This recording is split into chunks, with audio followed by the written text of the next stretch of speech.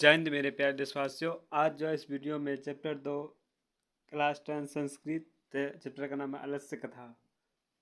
अब जो है संस्कृत में 100 ऑब्जेक्टिव पूछे जाएंगे, इसमें कि आपको 50 का जवाब देना होगा। यदि आप 50-50 लाना चाहते हैं तो इस वीडियो को लास्ट तक ज़रूर देखिए।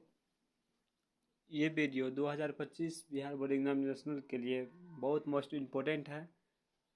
तो सभी का subject wise subject and chapter wise chapter objective कराए जाते हैं। तो आप यदि इस चैनल पर नए हैं तो इस चैनल को सब्सक्राइब लाइक जरूर कीजिए, और कुछ विशेष जानकारी चाहते हैं तो कमेंट भी कीजिए। चलिए प्रश्न को बढ़ते हैं। प्रश्न नंबर पहला, बनावटी आलस्य दिखाकर कौन भोजन ग्रहण करते थे? ऑप्शन ए विद्वान, ऑप्शन बी मूर्ख, ऑप्शन सी धूर्त, ऑप्शन डी जानकर। तो इसका करेक्ट ऑप्शन हो जाएगा ऑप्शन नंबर सी धूर्त।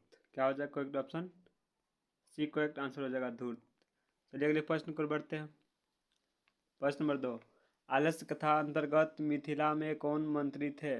Option A Tatveshwar, option B Bhubaneshwar, option C Vireneshwar, option D Maheshwar. इसका करेक्ट ऑप्शन हो जाएगा ऑप्शन नंबर सी वीरेश्वर, जो थे आलस्य कथा अंतर्गत मिथिला के मंत्री थे। तो सी करेक्ट आंसर हो जाएगा। चलिए अगले प्रश्न को बढ़ते हैं।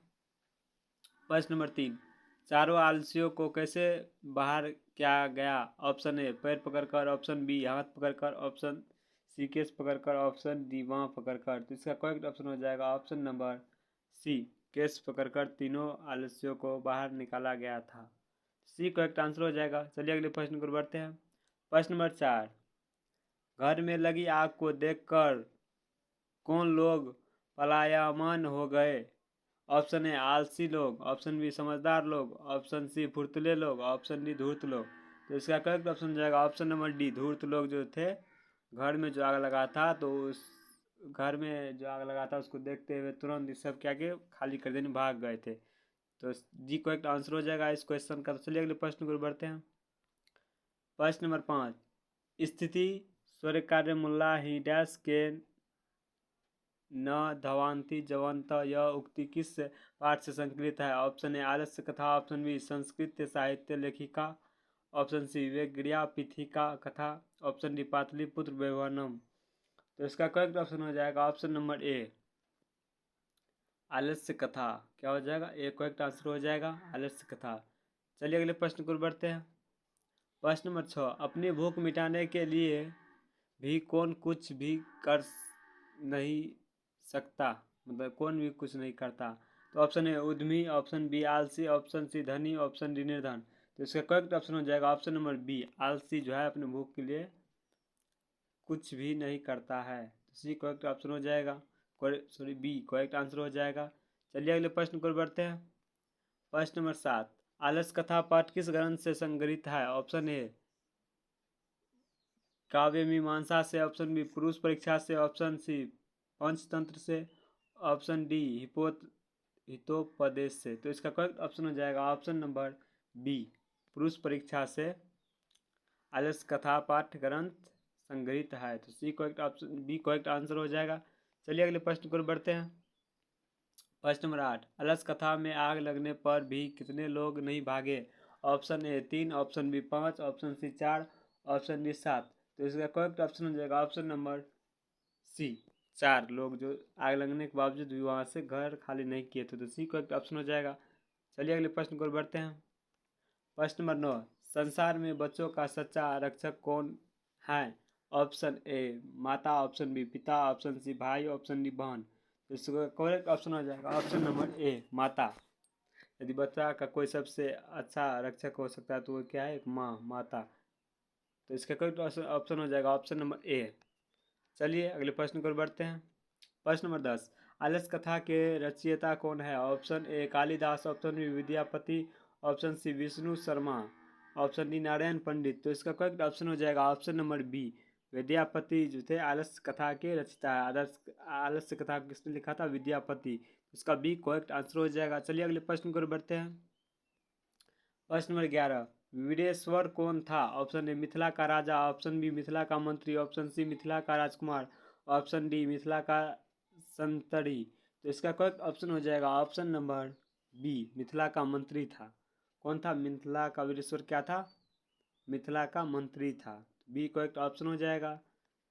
तो चलिए अगले प्रश्न को बढ़ते हैं। प्रश्न नंबर 12, आलसशाला में आग क्यों लगाई गई? ऑप्शन ए आलसियों को भगाने के लिए, ऑप्शन बी आलसियों की परीक्षा करने के लिए, ऑप्शन सी आलस्यशाला की संपत्ति को हड़पने के लिए, ऑप्शन डी इनमें से कोई नहीं। इसको करेक्ट ऑप्शन हो जाएगा ऑप्शन नंबर बी, आलसियों की परीक्षा लेने के लिए मतलब आलस्यशाला में आग लगाए गए थे। तो बी करेक्ट आंसर हो जाएगा।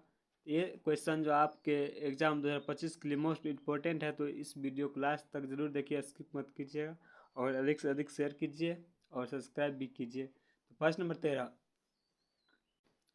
मिथिला का मंत्री कौन था? Option A Karmveer, option B Sureshwar, option C Veereshwar, option D Vidyapati. तो इसका करेक्ट ऑप्शन हो जाएगा ऑप्शन नंबर सी, वीरेश्वर जो था मिथिला का मंत्री था।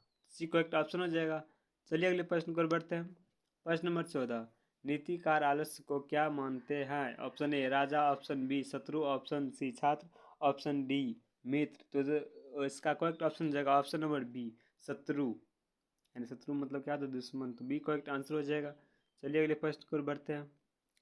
प्रश्न नंबर 15, आलस्य कथा पाठ के लेखक हैं? Option A Kalidas, option B Vidyapati, option C Narayan Pandit, option D Ved Vyas. तो इसका करेक्ट ऑप्शन हो जाएगा ऑप्शन नंबर बी विद्यापति। क्या हो जाएगा? विद्यापति। बी करेक्ट आंसर हो जाएगा।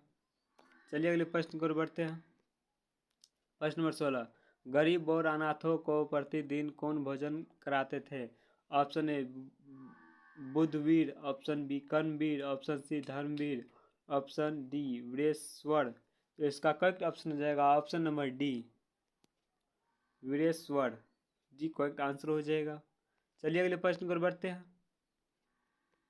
प्रश्न नंबर 17, मनुष्य को कौन नष्ट कर देता है? ऑप्शन ए धन, ऑप्शन बी धर्म, ऑप्शन सी आलस्य, ऑप्शन डी इनमें से कोई नहीं। इसका करेक्ट ऑप्शन हो जाएगा ऑप्शन नंबर सी, आलस्य ही एक ऐसा चीज़ है जो मनुष्य को नष्ट कर सकता है और वो अपने जीवन में कुछ भी नहीं कर सकता यदि आलस करता है तो। जैसे विद्यार्थी जीवन में कभी भी आलस नहीं करना चाहिए, तभी आप जाके अच्छा अंकों से अपने लाइफ में सक्सेस हो पाइएगा। तो इसीलिए आलस करना आज से छोड़ दीजिए। चलिए अगले प्रश्न पर बढ़ते हैं। प्रश्न नंबर 18, आलस कथा पाठ में किस दोष का वर्णन किया गया है? ऑप्शन ए अर्थ, ऑप्शन बी धर्म, ऑप्शन सी आलस्य, ऑप्शन डी कोई नहीं। तो इसका करेक्ट ऑप्शन हो जाएगा ऑप्शन नंबर सी, आलस्य के बारे में जो आलस्य कथा पाठ में वर्णन किया गया है पूरे अच्छे तरीके से। तो सी करेक्ट ऑप्शन हो जाएगा। चलिए अगले प्रश्न को बढ़ते हैं। प्रश्न नंबर 19, आलसी पुरुष कितने थे? Option A 2, option B 3, option C 7, option D 4। तो इसका करेक्ट ऑप्शन हो जाएगा ऑप्शन नंबर डी 4 थे। आलसी पुरुष कितने थे? 4 थे। तो ये भी एग्जाम 2025 के लिए मोस्ट भी है। तो आप सभी इस वीडियो को लास्ट तक जरूर देखिए। तो इसका करेक्ट ऑप्शन डी हो जाएगा। तो चलिए अगले प्रश्न पर बढ़ते हैं। प्रश्न नंबर 20, मिथिल कोकिल के नाम से प्रसिद्ध था? Option A Vidyapati, option B Narayan Pandit, option C Kalidas, option D Ved Vyas. तो इसका करेक्ट ऑप्शन हो जाएगा ऑप्शन नंबर ए विद्यापति जो थे मिथिल कोकिल के नाम से प्रसिद्ध थे। तो ये करेक्ट आंसर हो जाएगा। चलिए अगले प्रश्न को बढ़ते हैं। प्रश्न नंबर 21, करुणिक के बिना किनकी गति नहीं है? ऑप्शन ए धूर्तों की, ऑप्शन बी पापितों की, ऑप्शन सी वाचालों की, ऑप्शन डी आलस्यों की। तो इसका करेक्ट ऑप्शन हो जाएगा ऑप्शन नंबर डी आलस्यों की। जो अपने लाइफ में आलस करेंगे वो अपने लाइफ में सक्सेस कभी नहीं हो सकते हैं। तो इसका करेक्ट ऑप्शन डी हो जाएगा। चलिए अगले प्रश्न को बढ़ते हैं। प्रश्न नंबर 22, आलस कथा पाठ में किस महत्व का वर्णन किया गया है? ऑप्शन ए मानव गुण, ऑप्शन बी पशु गुण, ऑप्शन सी देवता गुण, ऑप्शन डी सभी। तो इसका करेक्ट ऑप्शन हो जाएगा ऑप्शन नंबर ए मानव गुण के बारे में आलस कथा में पूरे अच्छे तरीके से महत्व दिया गया है और वर्णन किया गया है। तो ये करेक्ट आंसर हो जाएगा। चलिए अगले प्रश्न को बढ़ते हैं। प्रश्न नंबर 23, आलस कथा किस प्रकार की कथा है? ऑप्शन ए व्यंग्यात्मक, ऑप्शन बी हास्यात्मक, ऑप्शन सी कारुणिक कथा, ऑप्शन डी सभी। तो इसका करेक्ट ऑप्शन हो जाएगा ऑप्शन नंबर ए व्यंग्यात्मक। तो ये करेक्ट आंसर हो जाएगा। चलिए अगले प्रश्न को बढ़ते हैं। प्रश्न नंबर 24, वीरेश्वर नाम का मंत्री कहाँ रहता था? ऑप्शन ए पाटलिपुत्र में, ऑप्शन बी मिथिला में, ऑप्शन सी पूर्व में, ऑप्शन डी अयोध्या में। तो इसका करेक्ट ऑप्शन हो जाएगा ऑप्शन नंबर बी, मिथिला में रहते थे वृषवर नाम के मंत्री। तो बी करेक्ट आंसर हो जाएगा। चलिए आज के लिए तक तो मिलते हैं नेक्स्ट वीडियो में। यदि आप सभी को ये आज का ये क्लास अच्छा लगे हो तो लाइक एवं सब्सक्राइब और कमेंट जरूर करके बताइए। तो इस चैनल पे जो है प्रत्येक रोज़ सुबह 6 बजे ऑल सब्जेक्ट का चैप्टर वाइज ऑब्जेक्टिव कराए जाते हैं, जिसमें कि आपको 100 ऑब्जेक्टिव दिए जाएंगे। उसमें से जो है आपको 50 का, जैसे 100 ऑब्जेक्टिव दिए जाएंगे तो उसमें से आपको 50 का जवाब मांगेंगे। और सोशल साइंस की बात करें तो उसमें 80 रहेगा, तो उसमें 80 में 40 का जवाब मांगेंगे। तो इसीलिए आप सब अभी से ही तैयारी को इतना बेहतर कीजिए ताकि दिक्कत ना हो आगे। तो बहुत इजी रहता है सिलेबस। तो आज से भी कंटिन्यू कम से कम सेल्फ स्टडी में कम से कम 6-7 घंटा टाइम दीजिए, वही काफ़ी है।